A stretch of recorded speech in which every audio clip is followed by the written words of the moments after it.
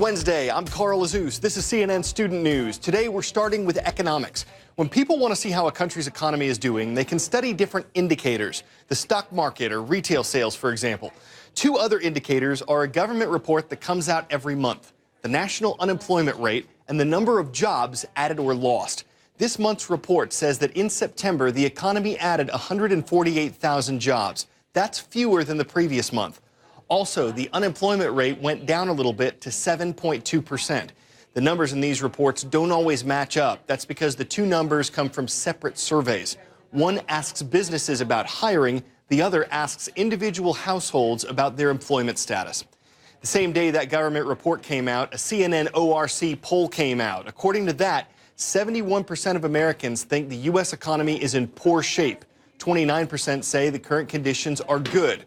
What do you say? If you're 13 or older, go to our blog. If you're already on Facebook, go to our Facebook page. Tell us, do you think the U.S. economy is getting better, getting worse, or staying the same? Earlier this week, we reported on wildfires burning in Australia. Authorities expect today to be about as bad as it gets. High temperatures, low humidity, strong winds. When you're talking about wildfires, that's a forecast for disaster. These fires stretch nearly 1,000 miles. They've destroyed hundreds of homes. A CNN reporter asked one victim about what she wished she could have saved. My photos. Photos from the computer, whether on the computer or the laptop or whatever, wherever I could have got them from. My photos, yeah. Photos of what? A honeymoon, the wedding, my wedding album, photos of me as a baby, as Jake as a baby. We don't have a record of any photos to show my children of, me growing up. More than 1,000 emergency crews are on the ground. Officials are bringing in 1,500 more firefighters to help. It's time for the shout out. What is this? If you think you know it, then shout it out. Is it a blobfish, dragonfish, lionfish, or tigerfish? You've got 3 seconds. Go.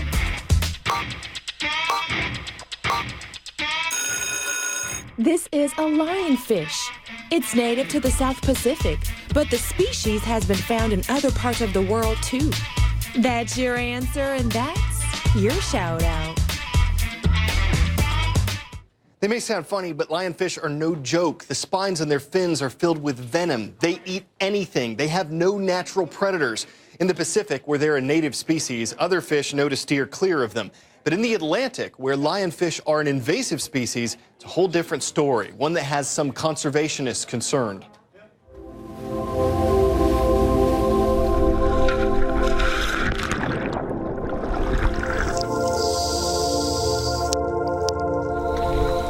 The Atlantic Ocean is on the brink of what could potentially be one of the biggest disasters, and most people aren't even aware of it. All of this thanks to one fish, the lionfish, an invasive predator species that was actually thrown into Atlantic waters by pet owners decades ago. Now it's up to teams like those here in Bermuda to take matters into their own hands. The lionfish invasion into the Atlantic is most likely the worst environmental disaster that the Atlantic will ever face. Bermuda got lionfish in 2000. From 2000 to 2013, they have spread their way from Bermuda all the way out through the Caribbean. We had no idea they could spread so fast. It even caught the top scientists off guard. And there are no predators except human beings. All of these fish in the Atlantic, from what they can tell from the DNA, only came from 6 to 8 females. It was from pet owners, released, a pet shop got wiped out, maybe let a few go, but really it was a combined effort of just human beings just being irresponsible. So that's another problem. These are almost the perfect predator. Venomous, ferocious appetite, big mouth, it can eat almost any, up to 3/4 of its size. So this fish can eat a fish that big. We know that the fish in the Pacific, where their native range comes from, are DNA coded for millions of years of evolution. They know to stay away from the lionfish. Instinctively, they're born with that instinct. If you go near the lionfish, you're going to get eaten. Our fish have never seen a lionfish, so they swim right up to them. They don't recognize them as an enemy.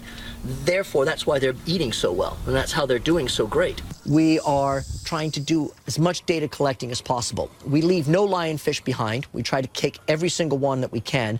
We are videotaping, so therefore the scientists can go back through that videotape later on and look at it at their own leisure and be able to stop and freeze frame it and look at the different things that are going on down there. We're trying to observe different behavior. We're also trying to see what other species of fish are living with these lionfish. We're doing fish counts down there to see what the populations are.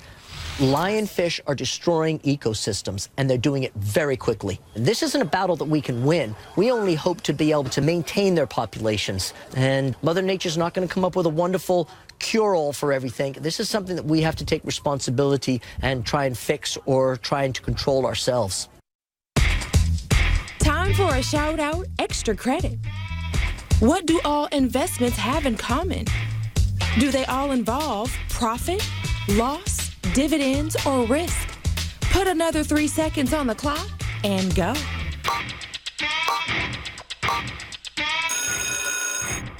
The only guarantee when you make an investment is that it comes with some level of risk. That's your answer, and that's your shout-out extra credit. You can make all sorts of investments. You can put your money in the stock market or in real estate. You can invest your time. And now one company wants to give you the chance to invest in your favorite athlete. Of course, the athletes have to agree. This month, one did. On the field, he's explosive. Off of it, charming. What's your favorite food? My mama cooked some bomb enchiladas. And if one company has its way, he'll soon be a publicly traded asset. We're interested in working with Arian because he has attributes that are beyond just being a Pro Bowl running back. His approach to life and things off the field make him an attractive candidate for us. Star NFL running back Arian Foster is the first athlete to sign up with Fantex, a San Francisco-based startup that will allow fans to buy and sell shares of their favorite athletes. Fantex will pay Foster $10 million up front. In exchange, investors get the opportunity to earn 20% of Foster's future income, including money from playing contracts, endorsements, and appearance fees. Fans can buy a stake at $10 a share, but veteran sports branding consultant Robert Tuckman is punting the Foster stock. It's very difficult to monetize athletes' brands post-playing days. It's very difficult to monetize athletes' brands while they're playing. Fantex says it's looking for talented athletes with significant growth potential. How you play, or the performance of your play, gives you a platform in which to have a voice in the marketplace, which impacts your brand. But what's in it for the athletes? For players, this is a complete home run for Arian Foster. I mean, he's basically buying himself insurance in terms of his playing days. So why Arian Foster? Well, he's one of the NFL's biggest stars. His brand has surged with the popularity of fantasy football. He's a must-start running back for team owners, and Fantex wants to make him a must-buy for investors. Investors, though, should tread carefully. Fantex lists 84 risk factors on its website, including the risk of athletes getting injured and unforeseen issues with its trading platform. And if Fantex doesn't raise enough money in the initial offering, it says it's scrapping the deal. Still, the company is bullish about bringing sports investing to the average Joe.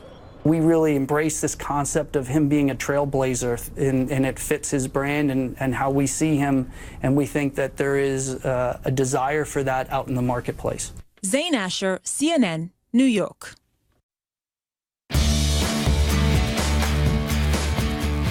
Checking out schools from 3 continents in this worldwide Wednesday edition of the Roll Call. First up, Estonia and the students at Rapla Ahuiskamnesium. I hope I said that right. I was practicing.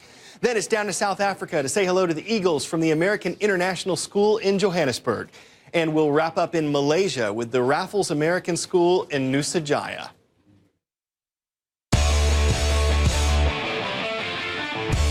Combine an iconic dance move with an ambitious marching band, you get something like this YouTube video.